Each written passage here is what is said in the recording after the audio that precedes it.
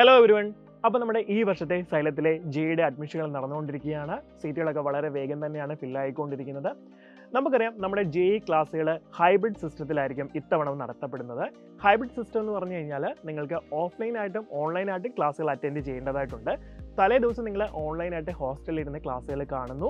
അതിനുശേഷം പിറ്റേ ദിവസം നിങ്ങൾ ക്ലാസ് റൂമുകളിൽ വന്ന് ഡയറക്റ്റ് ആയിട്ട് ക്ലാസ് അറ്റൻഡ് ചെയ്യുന്നു. ഇതാണ് ശരിക്കും നമ്മുടെ ഹൈബ്രിഡ് സിസ്റ്റം എന്ന് പറയുന്നത്. അപ്പം ഈ ഹൈബ്രിഡ് സിസ്റ്റത്തിലെ ഏറ്റവും ഇമ്പോർട്ടൻ്റ് ആയിട്ടൊരു കാര്യമാണ് നമ്മുടെ മെറ്റീരിയൽസ് എന്ന് പറയുന്നത്. മെറ്റീരിയൽസിനകത്തെ ഏറ്റവും പ്രധാനപ്പെട്ട ഒരു ഘടകമാണ് നമ്മുടെ DPP എന്ന് പറയുന്നത്. അപ്പോൾ നിങ്ങൾ DPP പറ്റി കുറേ കേട്ടിട്ടുണ്ടായിരിക്കാം. അപ്പോൾ നമുക്ക് DPP ഒന്ന് ഡീറ്റെയിൽഡ് ആയിട്ട് പരിചയപ്പെടാം. ഒരു സ്റ്റുഡൻറ്റിൻ്റെ പെർസ്പെക്റ്റീവിൽ നിന്ന് ഞാൻ നിങ്ങളോട് പറയുകയാണ്. അപ്പോൾ നിങ്ങൾ നാളെ നമ്മുടെ ക്ലാസ് റൂമിൽ ഒരു ക്ലാസ് അറ്റൻഡ് ചെയ്യാനായിട്ട് പോകുകയാണ്. ഒരു പർട്ടിക്കുലർ സബ്ജക്റ്റിൻ്റെ ഒരു പർട്ടിക്കുലർ ചാപ്റ്റർ ക്ലാസ് ആയിരിക്കും നിങ്ങൾക്ക് നാളെ ഉണ്ടാകുന്നത്. അതിന് നമ്മൾ Day 1, Day 2, Day 3 എന്നുള്ള രീതിയിൽ കാറ്റഗറൈസ് ചെയ്തിട്ടുണ്ടാകും. അപ്പോൾ നിങ്ങൾ Day 1 ക്ലാസ് നാളെ അറ്റൻഡ് ചെയ്യാനായിട്ട് ക്ലാസ് റൂമിലേക്ക് പോകുന്നു. അപ്പം അതിന് മുന്നേ തലേ ദിവസം നിങ്ങൾ എന്ത് ചെയ്യുന്നു? പേൾ വീഡിയോസിൽ ഓൺലൈനായിട്ട് നമ്മുടെ ആപ്പിൽ നിങ്ങൾ അതേ സബ്ജക്റ്റിൻ്റെ അതേ ചാപ്റ്റർ ക്ലാസ്സുകൾ നിങ്ങൾ കാണുന്നു. അപ്പോൾ നമ്മുടെ ഈ DPPയിൽ നോക്കുകയാണെങ്കിൽ DPPയിൽ നിങ്ങൾക്കറിയാം നമ്മുടെ ബേസിക് തിയറി മുതൽ നമ്മുടെ ഈ ഒരു DPPയിൽ നമ്മൾ ഇൻക്ലൂഡ് ചെയ്തിട്ടുണ്ട്. നിങ്ങൾ ഓൺലൈനായിട്ട് ക്ലാസ് കാണുമ്പോൾ ക്ലാസ്സിൽ സാറ് പ്രോബ്ലംസ് സോൾവ് ചെയ്യുന്നുണ്ട്. അതേ ഓർഡറിൽ തന്നെ നമ്മൾ DPPസിൽ എന്ത് ചെയ്തിട്ടുണ്ട്? പ്രോബ്ലംസും ഇൻക്ലൂഡ് ചെയ്തിട്ടുണ്ട്.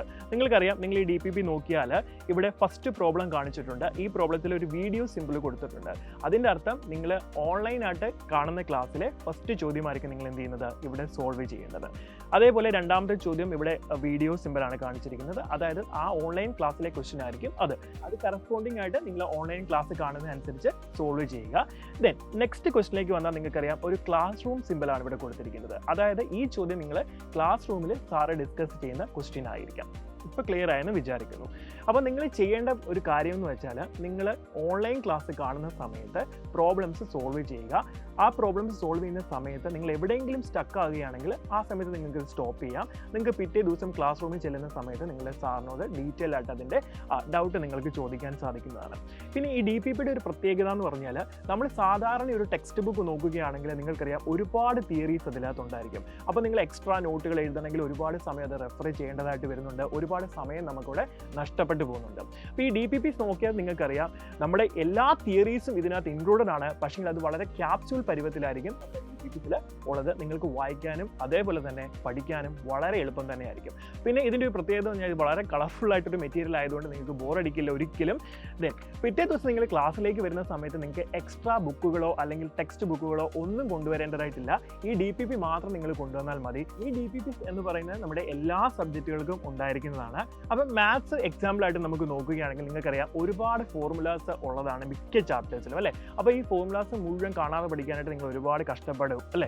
അപ്പോൾ ഇവിടെ നിങ്ങൾ നോക്കിക്കഴിഞ്ഞാൽ ഏതൊക്കെയാണ് നമ്മുടെ ഇമ്പോർട്ടൻറ്റ് ഫോർമുലാസ്, അപ്പോൾ അത് നിങ്ങൾക്ക് ഒന്ന് ഫിൽട്ടർ ചെയ്തെടുക്കാൻ കുറച്ച് സമയമെടുക്കും. പക്ഷേ നമ്മുടെ ഈ DPP നിങ്ങൾ നോക്കുകയാണെങ്കിൽ ഒരു സിസ്റ്റമാറ്റിക് ഓർഡർ തന്നെ നമ്മൾ എന്ത് ചെയ്തിട്ടുണ്ട്?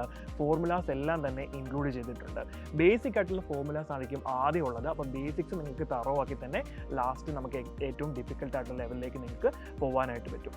ഇനി ഈ DPP കൊണ്ടുള്ള ഒരു പ്രയോജനം എന്ന് പറഞ്ഞാൽ നമ്മുടെ എക്സാം ടൈം ആകുന്ന സമയത്ത് നിങ്ങൾക്ക് ലാസ്റ്റ് എക്സാമിൻ്റെ കാര്യം മാത്രമല്ല നമ്മൾ പറയുന്നത്, ക്ലാസ് ടെസ്റ്റുകൾ വരുമ്പോഴും അല്ലെങ്കിൽ യൂണിറ്റ് ടെസ്റ്റുകൾ വരുന്ന സമയത്താണെങ്കിലും റിവിഷൻ നടത്താനും വളരെ എളുപ്പം തന്നെയാണ്. ഒരു ചെറിയ സമയം കൊണ്ട് തന്നെ നിങ്ങൾക്ക് എന്ത് ചെയ്യാൻ പറ്റും? ഇത് കംപ്ലീറ്റ്ലി റിവൈസ് ചെയ്തെടുക്കാനും സാധിക്കുന്നതാണ്. അപ്പോൾ ഇത്രയാണ് നമ്മുടെ DPPസിൻ്റെ പ്രത്യേകതകൾ പറഞ്ഞിരിക്കുന്നത്.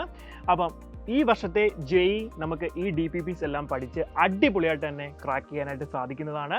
അപ്പോൾ നമ്മുടെ എക്സ്പേർട്ട് ഫാക്കൽറ്റീസ് എല്ലാം നിങ്ങളുടെ കൂടെ തന്നെ ഉണ്ടായിരിക്കും.